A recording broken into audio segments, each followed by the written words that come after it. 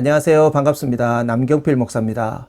코로나 사태가 끝을 보이지 않고 있고 또 최근에는 대북 문제까지 시끄럽다 보니까 많은 분들이 걱정을 하고 계시고 또 이런 틈을 타서 잘못된 어떤 종말론에 관한 그런 흉흉한 이야기까지 돌고 있어서 굉장히 안타까운 마음인데, 이럴수록 우리가 모든 것들을 선하게 인도하실 하나님께 맡겨드리고 우리는 우리에게 주어진 오늘 하루 우리의 일상을 최선을 다해서 살아가는 것이 필요하지 않을까. 그것이야말로 진짜 종말론, 그리고 주님 오실 날을 기다린 자의 삶이 아닐까, 그런 생각을 해보게 됩니다.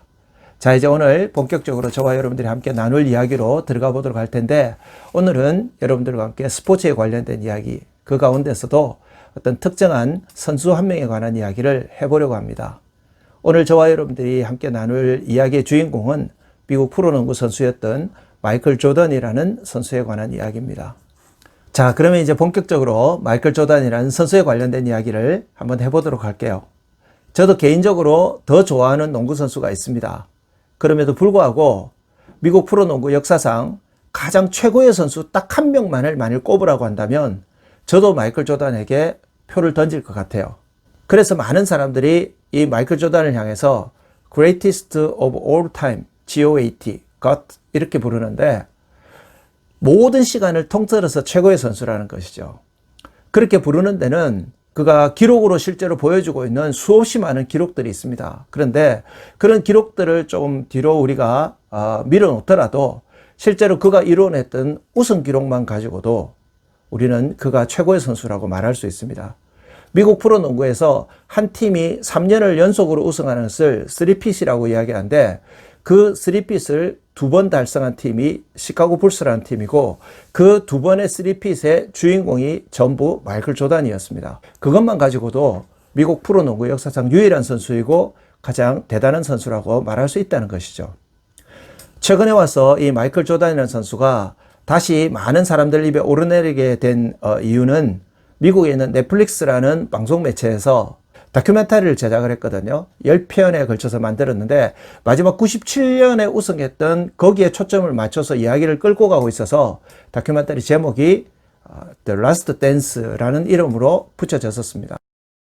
사실 마이클 조던이라는 이 선수가 농구 선수로서는 최고의 선수였겠지만 다른 선수들과의 어떤 대인관계라든지 또 그가 가지고 있었던 여러 가지 어떤 생활 속의 삶의 방식에 문제가 없었던 건 아니거든요. 근데 이 라스트 댄스라는 이 다큐멘터리 안에서는 그러한 어떤 마이클 조던의 개인적인 어떤 문제들을 전부 무엇으로 덮어버리느냐 하면 그가 가지고 있었던 승부욕, 그런 어떤 모습에 이 모든 것들을 다 희석시켜 버렸어요.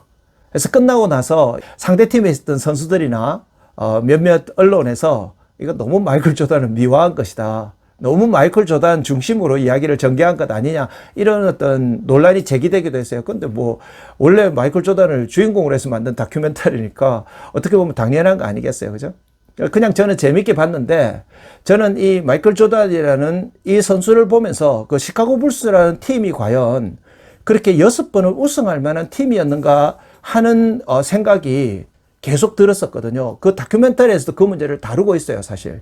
왜냐하면 실제로 마이클 조던이 소속됐던 그 시카고 불스가 나중에 왕조를 이뤘다고 표현을 하는데, 그렇게 될 때 그 6번의 우승, 91년부터 93년, 95년에서 97년에 이 2번의 3연패를 이루는 동안 만났던 상대팀들이 그렇게 만만했던 팀들이 당연히 아니겠죠.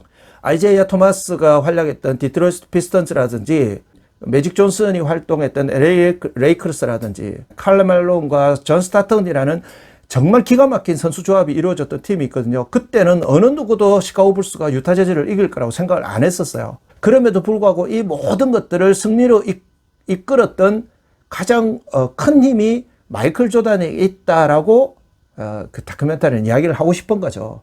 저는 시카고 불스가 우승하는데 물론 마이클 조던이 기여한 바가 가장 크다고 생각합니다. 하지만 그런 약간은 다른 팀들에 비해서 능력치가 조금 부족했던 선수들을 극대화시켜서 우승까지 이끌고 갔던 필 잭슨이라는 감독이 있었고, 정말 자신들의 어떤 위치에서 최선을 다했던 스카트 피펜이라든지 스티브 커라든지 이런 조력자 선수들이 없었더라면, 아니 이런 모든 이야기를 여러분 차치하고 농구는 혼자 할 수 없는 거 아니에요?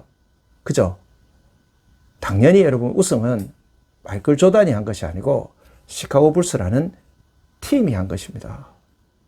저는 그래서 마이클 조단이라는 한 농구 선수의 능력과 그의 삶에 관련된 이야기로 꾸며진 이번 다큐멘터리를 보면서도 그럼에도 불구하고 우승은 팀이 있었기에 가능했다는 이 생각을 떨칠 수가 없었습니다.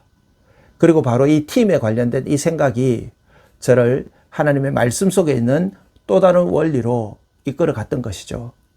많은 목회자와 설교가들이 평생에 이 성경책만큼은 제대로 한번 설교를 해보고 싶다고 생각하는 대표적인 게 로마서라고들 이야기합니다. 근데 개인적으로 로마서 가운데 어느 부분을 가장 좋아하느냐? 아니, 성경 66권 전체에서 가장 좋아하는 장이 어디입니까? 라고 저에게 묻는다면 제가 좋아하는 몇 개 장 가운데 하나가 바로 로마서 16장이라고 말씀드릴 수 있습니다.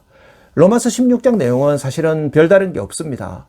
명단이죠. 그냥 사도 바울과 동역했던, 로마서를 대필했던, 본명인지 아닌지조차도 불명한 드디오라는 사람부터 시작해서 수없이 많은 명단들이 나옵니다.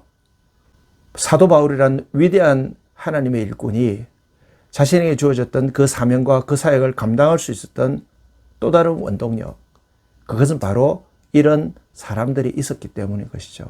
사실 이렇게 사도 바울과 그의 동역자들에 관한 이야기를 하기 전에 예수 그리스도께서 이 땅에 오셔서 하셨던 일을 생각해 보면 동일한 원리가 작용하고 있다는 것을 금방 알 수 있습니다. 예수님은 하나님이십니다. 모든 것이 가능하신, 다시 말해서 혼자서도 다 하실 수 있다는 이야기입니다.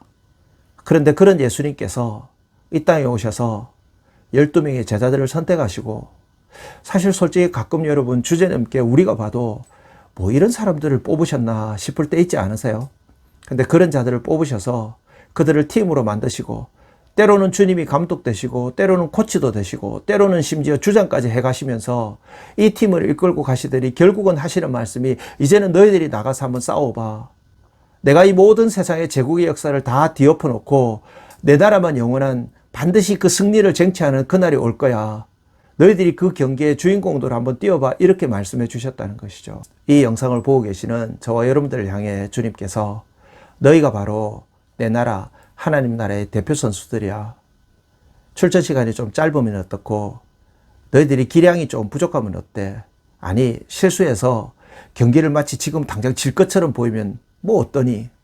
내가 결국은 이 경기를 승리로 이끌어낼 건데, 너희들이 이 팀 안에 함께 있는 동안, 함께 연합해서 팀을 이루고 있는 동안은 절대 지지 않아.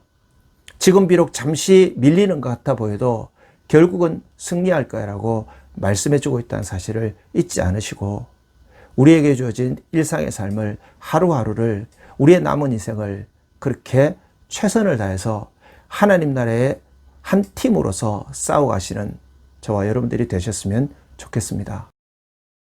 서두에 말씀드렸던 것처럼 코로나 사태가 언제 끝날지도 모르겠고, 우리의 일상이 조금은 힘들고 피곤하고 지쳐있지만 이 모든 것들도 선하게 역전시키실 하나님의 섭리를 기대하시면서 다음 영상에서는 또 어떤 이야기를 나눌지 늘 말씀드리듯이 기도해 주시고 기대해 주시고 기다려 주셨으면 감사하겠습니다. 여러분들의 삶이 말씀으로, 그리고 하나님의 놀라우신 은혜로 충만히 채워지시기를 매 순간 기도하겠습니다. 감사합니다.